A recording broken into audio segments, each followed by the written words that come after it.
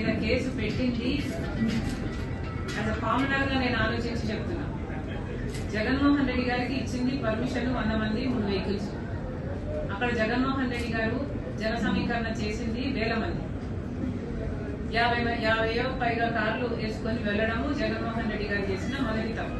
రెండో తప్పు, జగన్మోహన్ రెడ్డి గారు సైడ్ బోర్డు మీద నిలబడి కాన్వాయ్ సాగుతుండగా ఈయన షేక్ హ్యాండ్ ఇయ్యబోయారు. జనం అటువైపు నుంచి జగన్మోహన్ రెడ్డి గారికి షేక్ హ్యాండ్ ఇవ్వాలని ఆయన మీద పడుతున్నప్పుడు ఆ తోపులాట్లో జనమంతా కారు దగ్గరికి వచ్చే క్రమంలో ఒక మనిషి కారు టైర్ల కింద పడి అది చూసుకోకుండా ఆ డ్రైవర్ ఈడ్చుకొని వెళ్లడము తప్పు.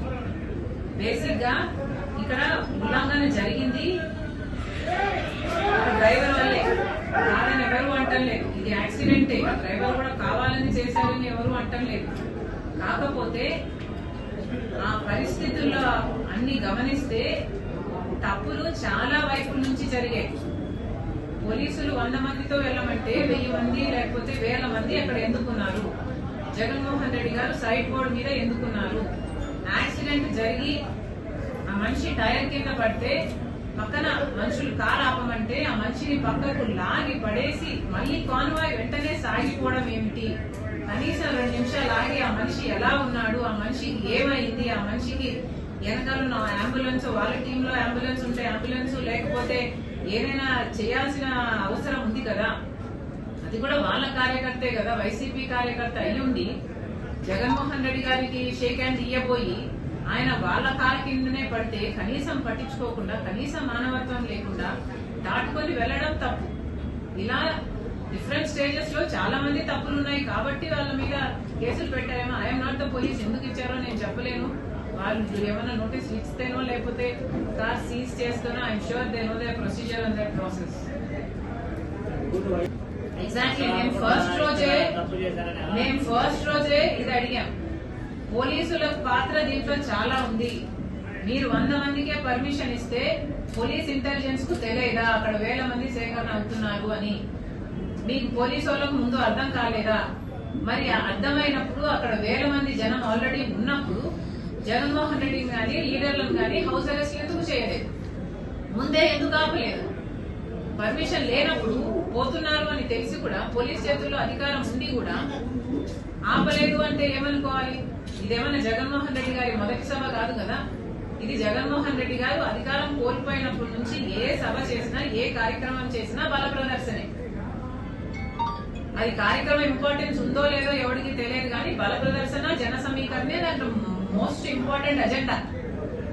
మరి అలాంటప్పుడు జన సమీకరణ జరుగుతున్నప్పుడు జనాలు అక్కడ గుమ్ముకూడుతున్నారు అన్నప్పుడు మీరు 100 మందికే పోలీసులు పర్మిషన్ ఇస్తే మరి పోలీసులు ఎందుకు ఒప్పుకున్నారు?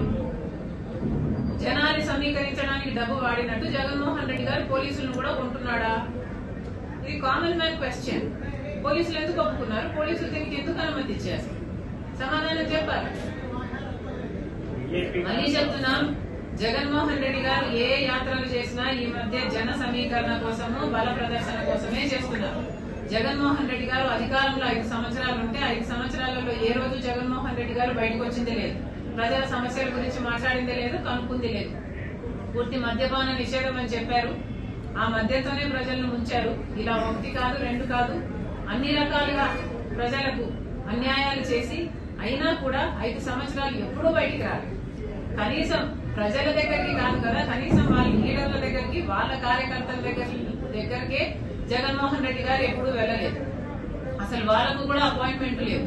ఇప్పుడు జగన్మోహన్ రెడ్డి గారు 2.0 గురించి మాట్లాడుతున్నారు. 1.0 నాశనం చేసిన తర్వాత కనుక వాళ్ళ కార్యకర్తల నమ్మకం కలిగించుకోవడానికి, లేకపోతే ఆయన బలం ఉందని చూపించుకోవడానికి ఆయన జన సమీకరణ చేస్తే ఈయన పెద్ద నాయకుడు అనేది పర్సెప్షన్ క్రియేట్ చేయడానికే ఈ ప్రయత్నం అంతా, ఈ బల ప్రదర్శన అంతా దీనికోసమే. ప్రతి కార్యక్రమం వాళ్ళు ఎంచుకుంటున్నది కూడా అసలు అక్కడ ఇష్యూ ఉన్నా లేకపోయినా చేయాల్సింది మాత్రం బల ప్రదర్శనే. ఇదొక్కటే సింగిల్ పాయింట్ అజెండాగా నడుస్తుంది. మళ్ళీ చెప్తున్నాం, ఇలాంటి బల ప్రదర్శన కార్యక్రమాల వల్లనే ఈ యాక్సిడెంట్లు జరుగుతున్నాయి.